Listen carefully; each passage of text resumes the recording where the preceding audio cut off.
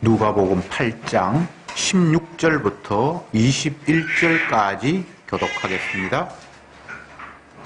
16절 제가 먼저 읽습니다. 누구든지 등불을 켜서 그릇으로 덮거나 평상 아래 두지 아니하고 등경 위에 두나니 이는 들어가는 자들로 그 빛을 보게 하려 함이라.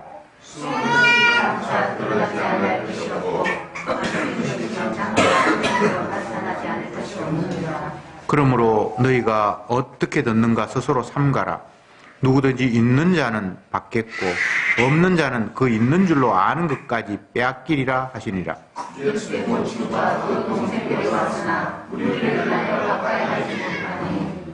혹이 고하되 당신의 모친과 동생들이 당신을 보려고 밖에 섰나이다.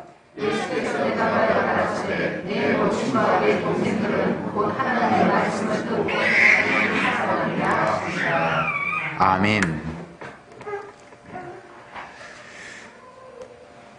본문의 내용은 두 가지입니다. 앞부분에는 등불 이야기가 나오고 뒷부분에는 예수님의 가족들이 예수님을 만나기 위해 찾아온 이야기가 되겠습니다. 우선 등불 이야기부터 살펴보면 예수님께서 이런 말씀을 하셨습니다. 등불을 켜서 그릇으로 덮어두거나 평상 밑에 숨기는 사람이 없다. 왜냐하면 등불을 켜는 이유는 많은 사람들을 밝게 비추기 위함이기 때문이다. 이런 말씀을 하셨습니다. 그런데 이 본문의 앞에 있는 내용들을 보면 예수님이 비유를 말씀하시면서 내가 왜 비유로 말하는지 너희들이 아느냐.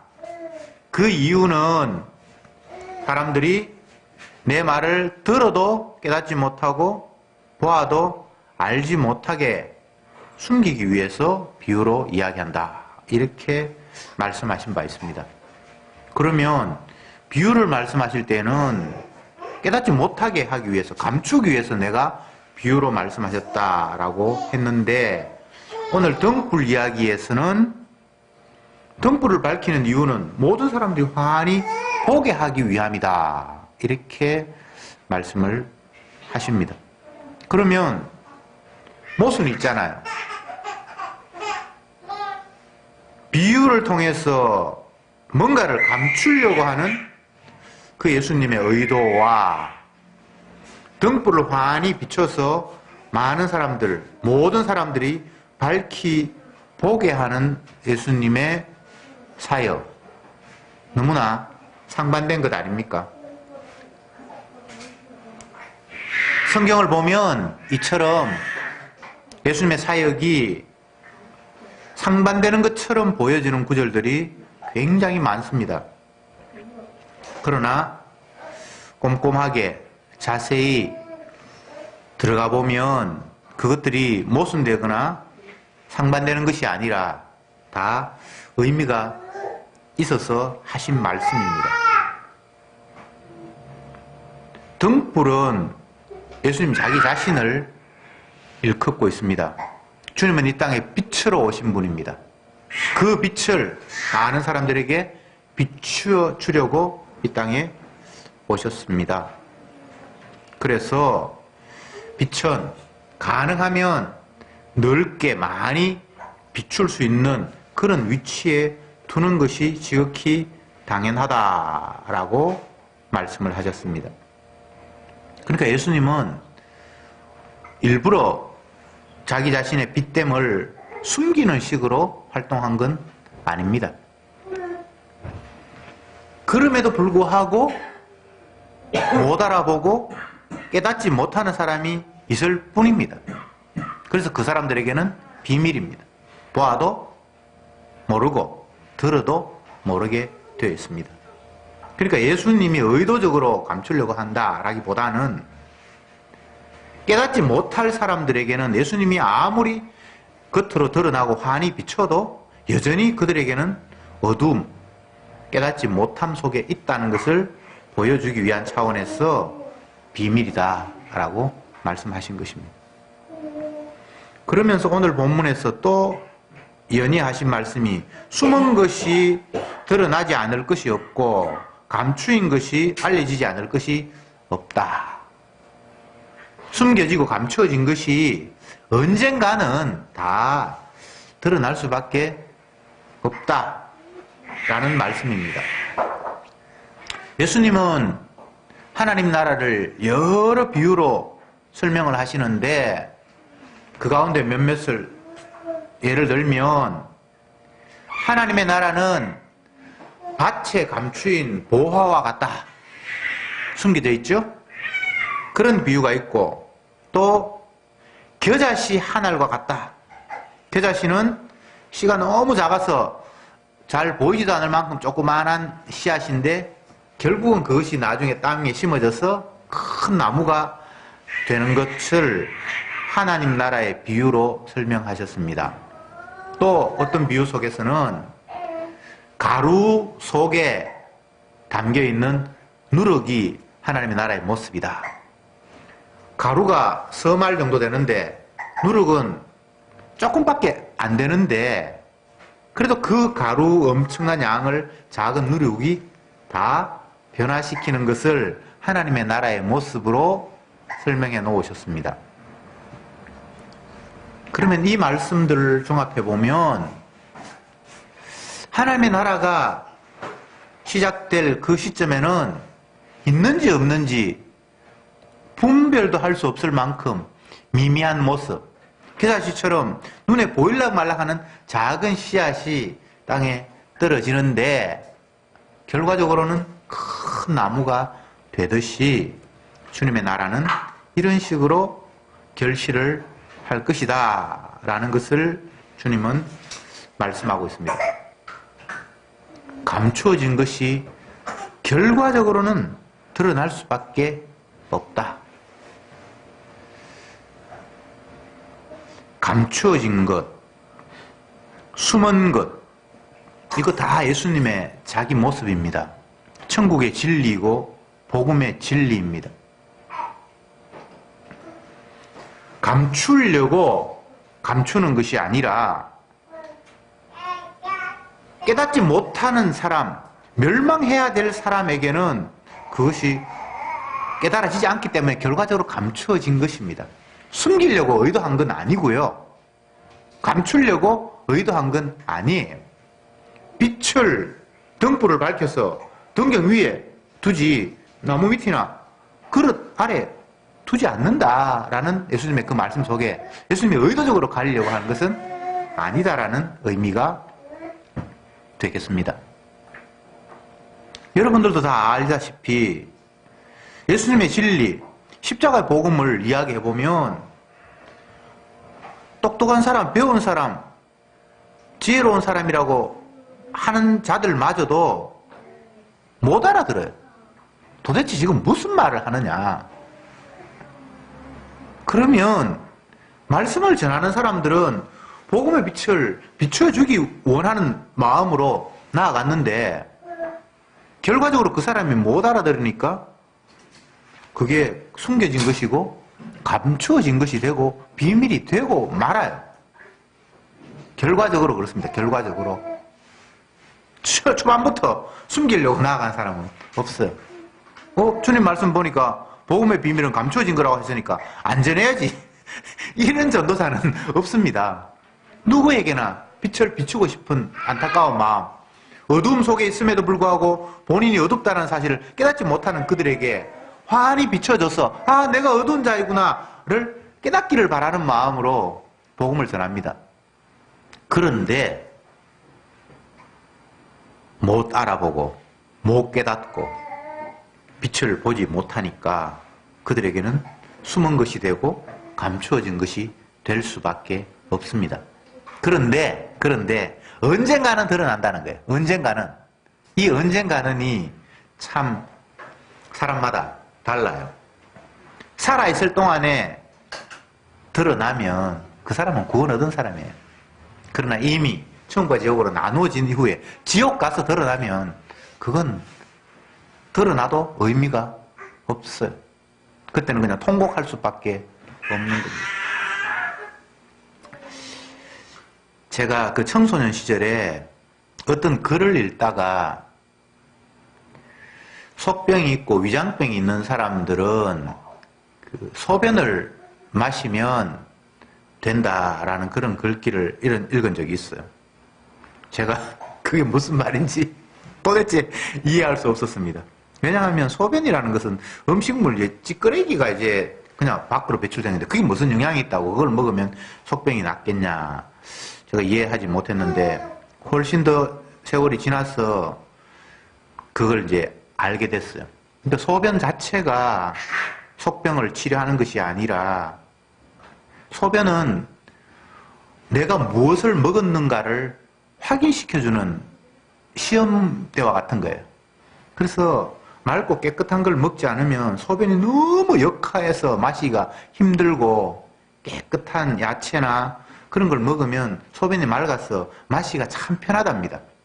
그래서 내가 평소에 무엇을 먹었는가를 스스로 체크하면서 자기 병을 치료한다는 거예요.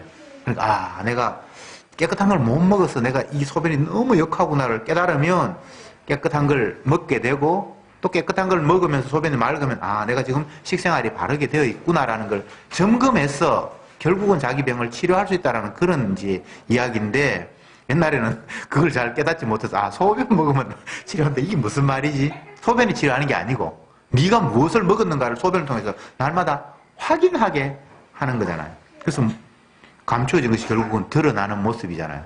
제가 오늘 이 본문 보면서 그 생각이 떠올랐어요.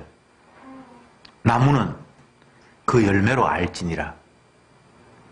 이게 무슨 나무지? 뭐 감나무냐? 아니야, 사과나무야. 결과적으로는 그 나뭇잎을 보고 분간을 잘 못할 수가 있어요. 그런데 열매를 보면 그 나무는 결과적으로 이 나무는 무슨 나무였다라는 것이 밝혀질 수밖에 없죠. 오늘 본문에서 짧지만 굉장히 복잡하고 어려운 구절들이 계속해서 연결이 됩니다. 예수님 말씀 가운데 오늘 이런 표현이 있습니다.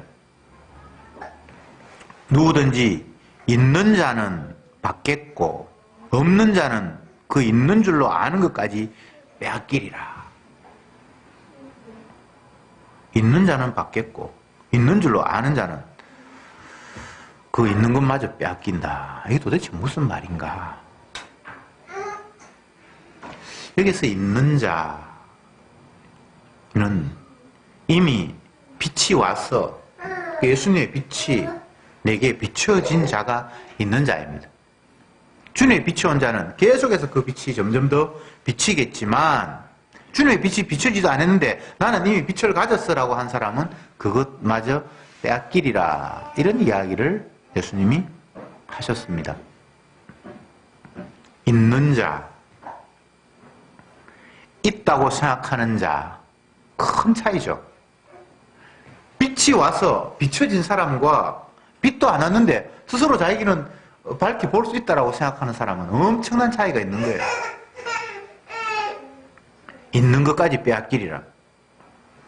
사실 주님의 관점에서 보면 빛이 안 왔기 때문에 있는 것도 아닌데 자기가 자꾸 있다고 하니까 그것마저 결국은 소멸될 것이다 라는 예수님의 표현인데, 이런 표현들은 비단 이 본문에서만 나타나는 것은 아니고 에레미야 선지자가 말씀한 가운데 이런 표현이 있어요. 하나님께서 이렇게 말씀하셨다. 생수에 근원되는 나를 버리고 스스로 물을 얻겠다고 웅덩이를 판 어리석은 이스라엘아. 주님께서 그렇게 말씀하셨다는 거예요. 주님 자신이 생수인데 그 주님을 받아들이면 되는데 그 주님은 외면하고 스스로 물을 얻겠다고 웅덩이를 막 파는 거예요.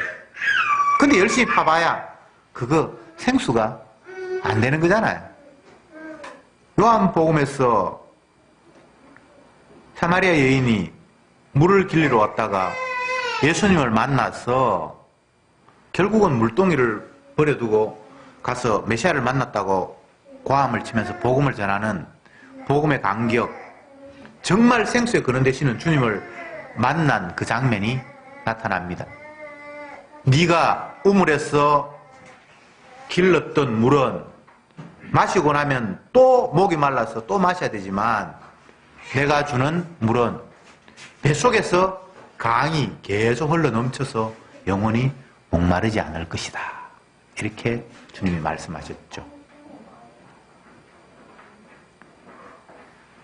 빛, 등불, 진리가 찾아오면 모든 것은 끝나는 문제입니다. 어쩌면 빼앗기리라는 그 말이 무색할 정도로 내가 그동안 쌓아왔던 모든 것들이 빛 앞에 의미 없음으로 그냥 드러나 버려요. 주님이 굳이 가져가시지 않아도 내가 스스로 그걸 버려요. 그렇지 않겠습니까? 나는 너무나 귀중하고 소중하다고 생각해서 끌어모았는데 빛이 환히 비춰지니까 내 끌어모았던 것들은 쓰레기니까 주님이 빼앗아 가지 않아도 내가 스스로 버려요. 의미 없음이 되어버려요. 모래 위에 집을 지은 사람을 성경은 어리석은 자다, 미련한 자다라고 말씀하셨죠. 왜 그렇습니까? 모래 위에 어떤 모양을 얼마나 예쁘게 만들었다 한들 조개 껍데기도 줍고 나무 조각도 줍고 모래를 이용해서 아름다운 모습을 만들어 놓았다 해도 바닷물이 휩쓸려 와서 슥 지나가 버리면 내가 열심히 정성 들여 만들어 놓은 그 무엇이 아무것도 흔적도 없이 사라져 버리는 것이잖아요. 그래서 모래 위에 뭔가를 짓는다는 것은 어리석은 자다라고 말씀하셨죠. 그러면서 주님께서 반석 위에 집을 세우는 자는 지혜로운 자다. 반석 위에 건물을 세우면 바람이 불거나 파도가 친다 할지라도 그 집은 무너지지 않는다라고 말씀하셨잖아요. 거기에서의 반석은 지리적으로 바탕이 튼튼한 것을 이야기하는 것이 아니라 예수님이 반석이고 그 예수님 위에 무언가가 세워져야만 된다는 이야기를 주님이 하셨어요. 그러면 모래는 무엇인가? 예수님 아닌 것이 다 모래입니다. 성경이 이렇게 되는 거예요. 딱딱한 곳, 집안이 단단한 곳에 건물을 세워야 된다는 이야기를 성경이 하고 있는 게 아니고 그 반석은 예수님밖에 없고 그 반석 예수님이 아닌 모든 곳은 다 모래예요. 성경은 이런 식으로 해석이 되는 거예요. 빛, 예수님이 빛인데 예수님이 빛이 아니면 나머지는 다 어둠이에요. 주님의 빛이 와야만 현상을 제대로 파악할 수 있지 다른 방법으로 자기 자신을 알거나 현상을 파악할 수 있는 방법은 없습니다. 예수님 자신이 생수의 근원인데 다른 방법으로 물을 찾으려고 하는 것은 다 헛된 수고입니다. 그래서 참 빛이 찾아오면 나의 모든 것은 빼앗길 수밖에 없습니다. 빼앗긴단 말이 여러 가지로 이해될 수 있는데 우선은 빼앗기고 싶지 않은데 나보다 더 강한 세력이 강제로 빼앗아 간다라는 그런 의미도 있을 수 있지만 성도에게는 의미 없음, 더 이상 가치 없음으로 이해해도 무방합니다. 그러니까 여러분들이 억지로 내 것 버리려고 애쓸 필요는 없어요. 세상 많은 것 가지고 있다 할지라도 빛 앞에서 내 가진 건 생명이 되지 않는구나라고 깨달으면 그게 이미 빼앗긴 거예요. 어떤 사람이 성경을 오해해서 자기를 부인하고 주님을 위해서 다 드려야 한다고 하니까 재산도 팔고 뭐 또 팔고 다 정리해서 뭐 교회 갖다 바쳐야 되는 줄 알고 그렇게 유혹하는 사람이 있습니다. 뭐 대표적으로 이장님 같은 그런 사람들이 주님 재림한다고 다 바치라고 그러는데 지는 적금 그때 들고 그런 나중에 밝혀졌는데 그러니까 성경을 깨닫지 못하는 사람은 진짜 갖다 바쳐야 되는 줄 알고 있어요. 빼앗기는 것이 바치는 것이 물리적으로 내 것을 뭐 교회에 드린다든지 남한테 드린다든지 그렇게 해서 빼앗기고 바치는 게 아니에요. 가지고 있어도 그게 생명이 되지 않는다는 걸 깨달은 사람들은 다 이미 빼앗긴 거예요. 뭘 바쳐요? 오른 주머니에 있는 걸 왼 주머니에 갖다 내면 그게 뭐가 되는 겁니까? 여러분이 가지고 있던 걸 갖다가 목사 집으로 갖다 옮겨 놓으면 뭐가 달라지는 겁니까? 인간은 바칠 수도 없어요. 하나님 앞에 바친다 그러는데 어떻게 하나님 앞에 바칠 수 있습니까? 하나님은 우리가 가진 거 필요하신 분 아니에요. 여러분들이 집을 팔아서 하나님께 바친다 그러는데 하나님은 집이 필요한 분도 아니에요. 하나님이 돈이 아쉬워서 헌금하라고 말씀하신 분도 아니에요. 하나님 앞에 바칠 수가 없어요. 어떻게 하나님 앞에 바칩니까? 그런데 성경에는 주께 드리라고 해요. 어렵죠? 어떤 방법으로 하늘로 돈 묶어서 던지면 하나님이 받습니까? 하나님은 인간이 필요한 분이 아니에요. 그럼에도 불구하고 바치라고 말씀하신 것은 제가 방금 말씀드렸듯이 뭐 교회에 헌금을 한다든지 예배당 짓는데 내 재산을 판다든지 그렇게 해서 바치는 것이 아니라 더 이상 내 것이 아니고 이게 의미가 없다라는 것을 깨닫고 살아가면 이미 그는 주님 앞에 바친 삶을 사는 거예요. 사나 죽어라 주의 것이 되었고 먹든지 마시든지 이게 뭐 내 마음대로 되는 게 아니라는 사실을 깨달을 때에 그는 주님의 사람으로 주의 것으로 활용되고 있는 거예요. 성경을 보면서 자꾸 우리가 뭔가를 행해야 된다고 생각을 하죠. 실천한다. 이론만 받아들이지 말고 내가 그 말씀을 실천해야 된다. 그런데 실천한다는 게 도대체 어떤 의미입니까? 아나니아 삽비라 이야기 잘 아는데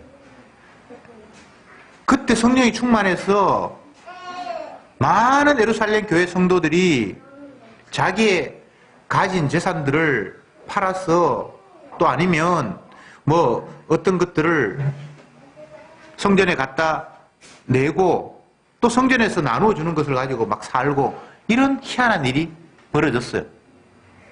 그런데 성령을 받지 않은 아나니아와 삽비라가 성령 받은 다른 교인들을 보면서 자기 거 막 갖다 바치고 그러니까 남들 다 하는 내가 안 하면 내가 신앙 없는 사람이 될 것 같고 손가락질 받을 것 같으니까 자기도 집을 팔긴 팔았는데 일단은 집값을 다 내기는 좀 아깝고 반은 숨겨두고 반을 가지고 와서 이거 내가 집한 돈 전부입니다 라고 사도 앞에 내놨다고 성경에 기록하고 있잖아요. 그때 사도가 뭐라고 이야기합니까? 네가 왜 성령을 속이느냐? 그러니까 주님의 빛이 오지도 않았는데 비춰온 사람들하고 같이 흉내를 내려 그러니까 결국은 주님께서 사도를 통해서 그를 가려내죠. 딱 집어서 너 아니야 라고 집어 던져버린단 말이죠. 이건 뭐 헌금을 하는데 작정했는 거 반 내고 뭐 이런 이야기를 하는 게 아니에요. 주님이 그 마음을 움직일 때 그는 어떤 행동들이 나타날 수밖에 없어요. 그걸 뭐 실천하고 본받고 이런 문제가 아닙니다. 그래서 하나님은 각자에게 다양하게 움직이게 하시고 활용을 하시지 남들 자꾸 흉내 내려고 하지 마세요. 아이고 저거 아름다운 모습인데 그게 그렇게 해서 아름다운 모습이 되는 게 아니에요. 주가 한 사람 한 사람을 당신이 원하는 뜻대로 이끌어 가십니다. 그래서 다양하게 주님은 자기 백성을 활용하시고 도구로 이용을 하십니다. 그러니까 결코 내가 실천할 수 있는 문제는 아닙니다. 마음을 움직이시고 하게 하시고 환경을 조성하시고 그렇게 해서 정말 자연스럽게 주가 하셨다라는 고백으로 하게 되는 거예요. 의지적으로 내가 결단해서 실천하고 이런 문제는 성경에는 없어요. 기쁨이 와서 기뻐하는데 억지로 기뻐하라 기뻐하라 그러면 그게 말이 됩니까?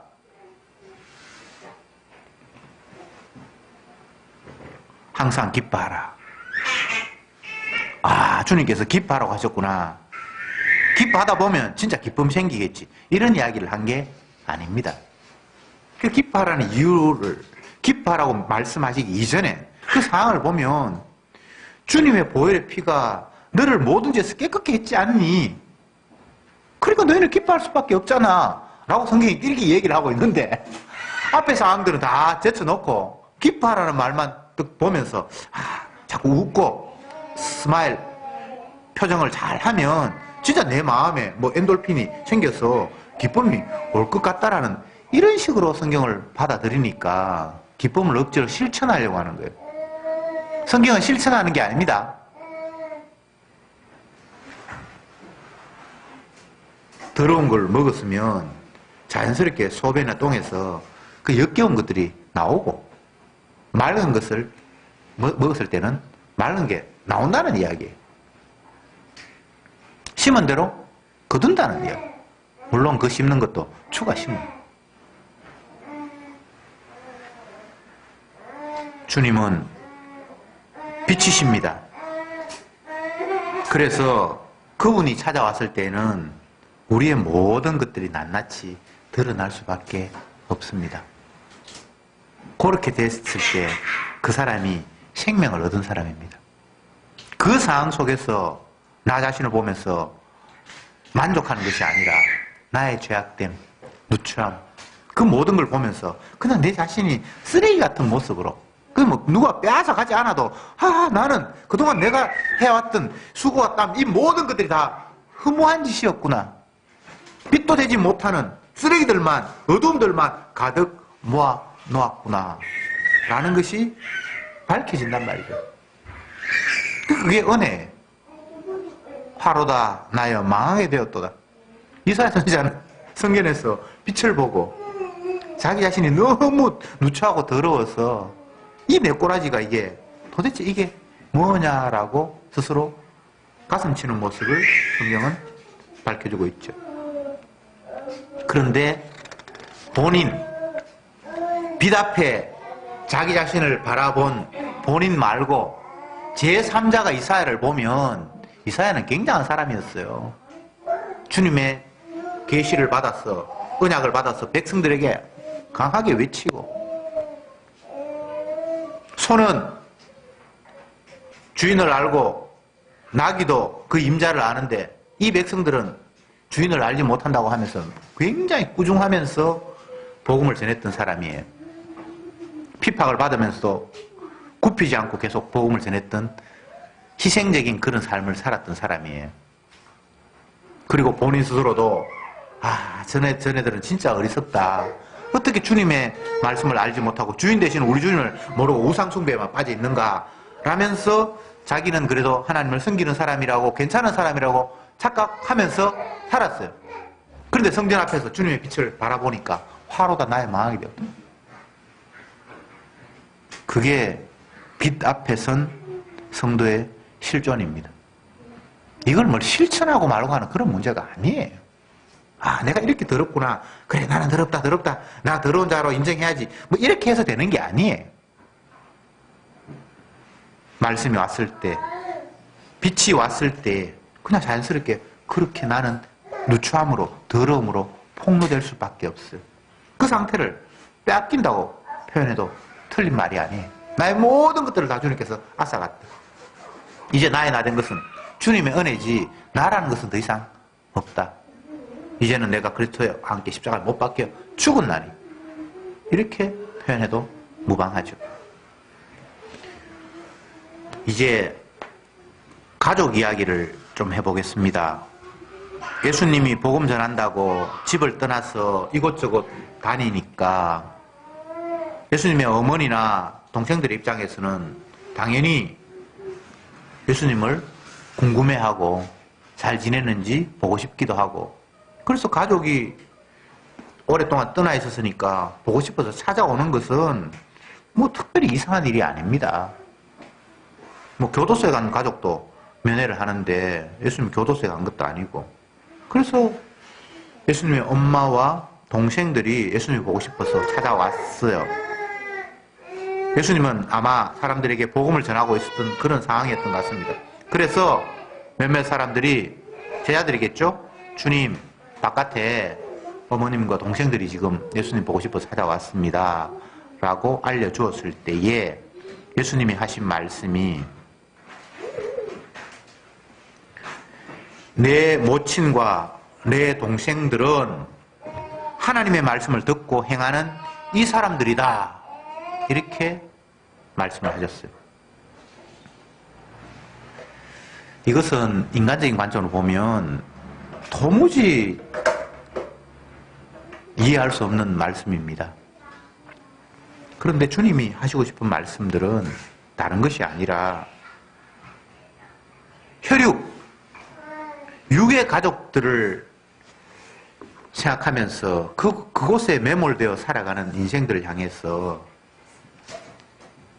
하나님은 새로운 가족을 우리에게 주셨다라는 사실을 알려주시는 겁니다. 육을 가진 인간들은 혈육을 결코 벗어날 수 없습니다.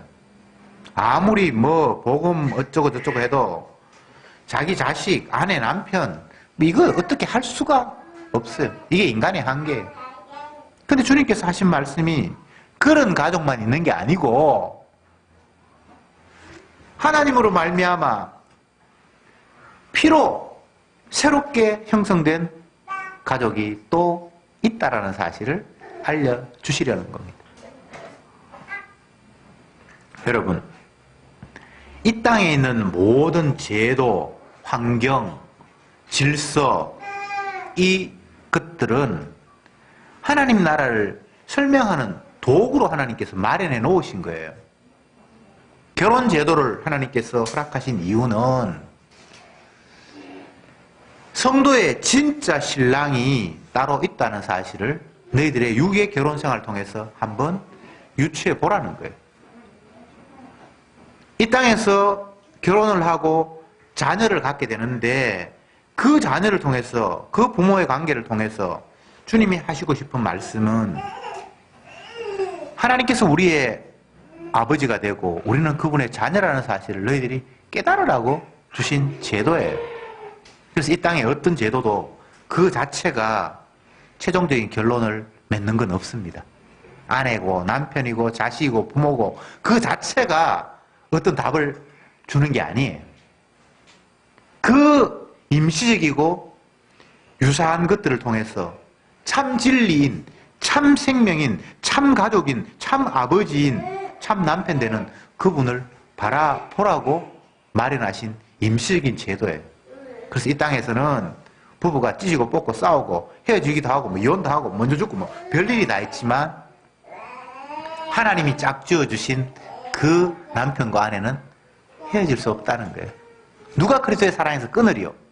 창세기에서 남편과 하나님이 짝지어주신 것은 인간이 어떻게 헤어질 수 없다는 말은 부부끼리 이혼이 안 된다는 이야기 아닙니다.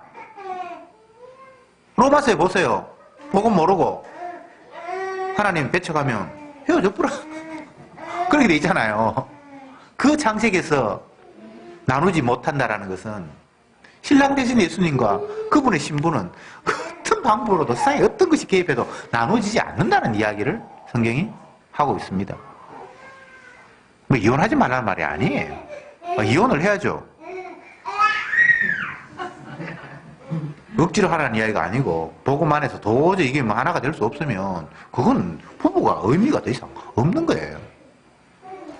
제가 오늘 본문에 나타난 그 예수님의 어머니와 동생들이 예수님을 찾아온 이 상황 속에서 예수님께서 하시는 새로운 가족, 이걸 지금 말씀을 드리고 있는데, 그렇다고 해서 육신의 가족을 뭐 의미 없다거나 그런 이야기를 주님이 하시는 건 아니고, 그것을 디딤돌로 해서 진짜 하늘의 가족을 바라봐야 되지 않겠니라고 주님께서 말씀하신다는 거예요. 그래서 이 땅의 모든 제도들이 불필요한 건 아니에요. 회사에 가면 고용주가 있고 고용인이 있고 그게 다 필요해요. 그런데 그 자체로 의미가 있는 건 아니에요. 가족들끼리 화목해서 하나님 만족하는 방법은 없고, 회사에서 뭐 사원들을 아끼고 사랑하거나 사원들이 회사를 사랑해서 하나님이 원하는 그런 회사가 되는 그런 답은 없어요. 그걸 통해서 더 위를 바라보라고 하나님께서 임시적으로 말하는 장치라 이 말이죠. 그런데 마치 이 땅이 전부인 것처럼 울고 불고 찢고 뽑고 그런 사람들이 주위에 많잖아요. 그건 그냥 사다리인데 그걸 관점으로 더 상위 것을 깨닫고 바라보라고 주님께서 마련하신 건데 마치 임시인 것들이 전부인 것처럼 착각하는 사람이 있잖아요. 어떤 사람은 아내를 너무 사랑해서 아내가 건강이 좋지 않아서 병원에 뭐 수술하고 했는데 그 수술하는 아내를 향해서 하는 이야기가 여보 죽지 마. 만약에 죽으려고 하면 나도 같이 죽을게. 이런 사람이 있어요. 그 사람은 이 세상이 전부예요. 인간 가족, 아내가 전부예요. 되게 아름다운 것 같죠? 그게 빛을 못 받은 사람들이에요. 전형적인 모습이에요. 이 땅에 자식이 전부고 엄마가 전부고 내 사업체가 전부고 이런 사람들이 대부분이에요. 그래서 그거 없어지면 마치 세상이 끝나는 것처럼 생각하는 사람이 있죠. 임시적인 것이라니까요. 예, 땅의 것은 잠시 보였다가 없어지는 안개와 같은 거예요. 모든 게 다 피조세계는 임시적인 거예요. 그거 너무 의미 크게 부여하지 마세요. 다 모래 위에 지은 집이에요. 그렇기 때문에 다 무너지고 쓰러지도록 되어 있어요. 내 천부께서 심으시지 않은 것은 마지막 날에 다 뽑히리라. 그러니까 이제 주님이 심으신 게 있잖아요. 그거에 우리가 이제 관심을 기울여야 되죠. 여러분은 백날 심어도 다 모래 위에 짓는 거 말고는 다른 방법이 없습니다. 나는 반석이 지을 거야. 뭐 반석이 보여야지 뭐 반석이 짓든지 말든지. 이것은 애초에 인간의 헛된 짓과 하나님 아들의 의미 있는 행동들을 비교하는 이야기지 인간에게 의미 없는 행동하지 말고 의미 있는 행동하라는 이야기를 성경이 하는 게 아닙니다. 그런데 마귀는 계속해서 우리가 의미 있는 행동을 할 수 있다고 자꾸 거짓말 시키잖아요. 행동 똑바로 해. 제대로 하면 될 거잖아. 너 지금까지 잘못했지. 이제 앞으로 똑바로 해. 근데 주님은 사람들은 똑바로 할 수 없다고 말씀하시고 예수님께서 바르게 행한 것을 너희들에게 덧입혀 주리라고 말씀을 하신 거예요. 얼마나 홀가분합니까? 내가 똑바로 할 수 없다는 일에. 이게 복음이에요. 진리가 너희를 자유케 하리라. 여러 각도로 해석할 수 있지만 예수님이 우리 행동들을 더 이상 뭐 어떻게 무게를 갖게 하는 그런 곳에서부터 해방시킨다는 거예요. 어차피 주님의 행동에 내가 편입이 되어서 물려받는 거기 때문에 내가 행동을 어떻게 하든 그거하고는 관계가 없어요. 개판치라는 이야기 아닙니다. 네 행동, 네가 무엇을 해도 그것은 하나님이 받을 만한 게 안 된다는 거예요. 하나님이 기뻐하시는 것은 자기 아들의 온전한 그 죄 없는 희생만 아버지가 기뻐하시기 때문에 그냥 비교하는 거예요. 네 행동 의미 없지? 예, 의미 없습니다. 하나님의 아들이 대속의 피를 흘렸지. 예, 그 행동만이 나에게 유일한 소망입니다. 그 이야기를 성경은 하고 있지. 너 지금까지 행동 잘못했으니까 이제 앞으로 똑바로 해. 이거 마귀의 속삭임이에요. 여러분 똑바로 됩니까? 그게 말이 안 돼요. 다윗이 고백하잖아요. 모친이 죄 중에서 잉태해서 나는 죄인으로 태어났기 때문에 내한테 나오는 건 자동적으로 이게 죄밖에 없다라는 걸 깨닫는 게 은혜예요. 깨닫는 게. 그걸 깨달았으면 이제 앞으로 그는 죄 안 짓는 거. 그게 아니고 나는 평생 의미 없음의 모습으로, 그런데 주님만이 의미 있음의 모습으로 대비시키는 거예요. 그게 성경이에요. 오늘 이 본문을 보면서 혈육은 의미가 없고 하늘나라의 혈육, 성도들끼리만 의미가 있구나, 이렇게 또 받아들이는 사람이 있어요. 그런 이야기가 아니에요. 여러분, 복음은 우리가 어찌할 수 있는 부분이 아닙니다. 예수님이 다 이루으셨다는 이야기를 하고 있습니다. 그래서 너 자신에게 기대와 희망을 걸지 말고 주님 바라보라는 이야기를 하고 있을 뿐입니다. 가족을 해체할 수도 없고 무시할 수도 없습니다. 그런데 진짜 가족은 하나님께서 마련하신 그 말씀을 통해서 하나가 된 진짜 가족이 또 있다라는 사실을 우리에게 알려주는 겁니다. 말씀을 듣고 행하는 자가 하나님의 가족이다. 근데 말씀을 듣고 행한다라는 게 또 제가 말씀드리지만 실천 이야기하는 게 아닙니다. 결과적으로 그 말씀을 깨달아서 나오는 거예요.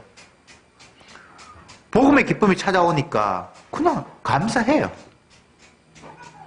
그게 믿고 행하는 자예요.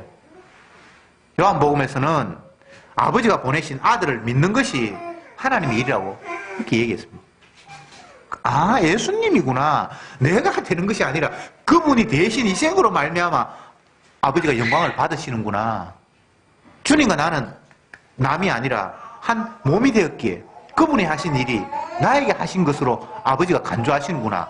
그냥 이게 깨달아지는 게 하나님의 가족이에요. 마지막으로 말씀드립니다.